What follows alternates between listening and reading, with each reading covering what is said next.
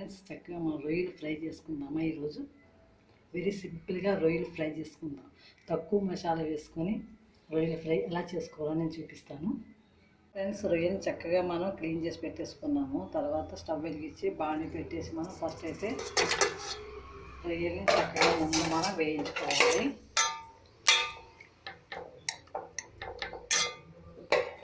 చక్కగా రొయ్యలు ఫస్ట్ మనం ఇలా వేయించుకోవాలి. కొంచెం సాల్ట్ కూడా వేసేద్దాము. కొంచెం పసుపు వేయాలి.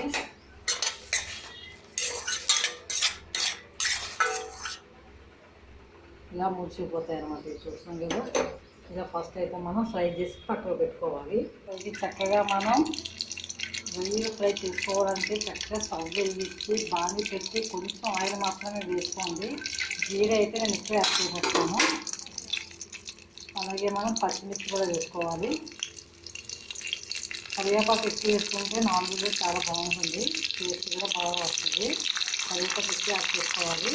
ఇవన్నీ వేగుతున్నప్పుడు మనం ఆనియన్ పీసెస్ కూడా వేసేసాము.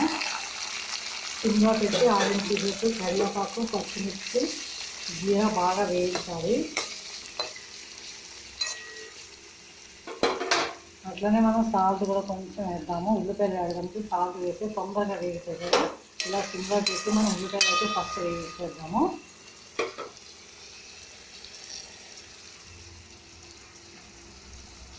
చక్కగా ఆనియన్స్ అన్ని సిమ్లో ఇలా వేస్తూ ఉండాలి. ఈ లోపల మనం మిక్సీ జార్ తీసుకుని మనం అప్పటికప్పుడు ఫ్రెష్గా చేసుకోవాలి. అల్లం వెల్లుల్లి పేస్ట్ కూడా వేసేసాము. ప్లస్ మనం ధనియాలు, జీలకర్ర, 2 లవంగాలు. ఇది మాత్రం వెరీ సింపుల్గా మసాలా పెట్టుకోవాలి రొయ్యల ఫ్రైకి. ఇలాగే అల్లం పీసెస్ యాడ్ చేద్దాము. కొన్ని వెల్లుల్లి కూడా యాడ్ చేసుకుంటాము. మీరు వెరీ సింపుల్గా ఇంట్లో చేసుకుంటే అప్పటికప్పుడు మసాలా ఫ్రెష్గా ఉంటుంది, కూర కూడా టేస్టీగా ఉంటుంది. అలా మీరు కూడా ఎప్పటికప్పుడు చేసుకోవాలి. ఎప్పుడు సండే వండుకున్నా ఎప్పుడు వండుకున్నా సరే మసాలా ప్రిపేర్ చేసుకుని వండుకుంటే చాలా బాగుంటుంది.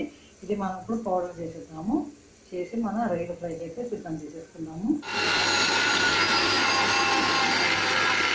ఫ్రెండ్స్, ఆనియన్ వేగుతున్నాయి, కరివేపాకు, పచ్చిమిర్చి, జీలకర్ర వేగుతున్నాయి కదా. ఆ టైంలో మనం చక్కగా ఫస్ట్ ఫ్రై చేసుకున్న రొయ్యలన్నీ వేసేసుకోవాలి.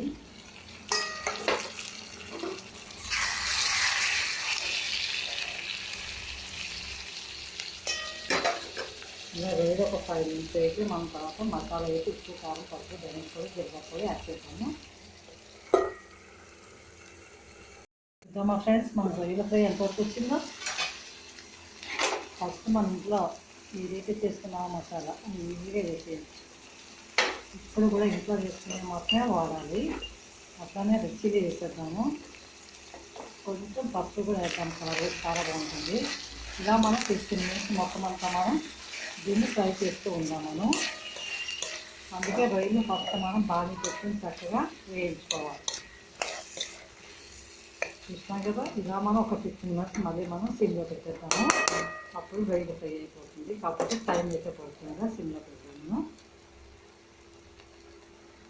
ఫ్రెండ్స్, స్టవ్ ఆఫ్ చేసాము. మనం ఇలా రొయ్యలు ఫ్రై మీరు కూడా చేసుకుంటారు కదా.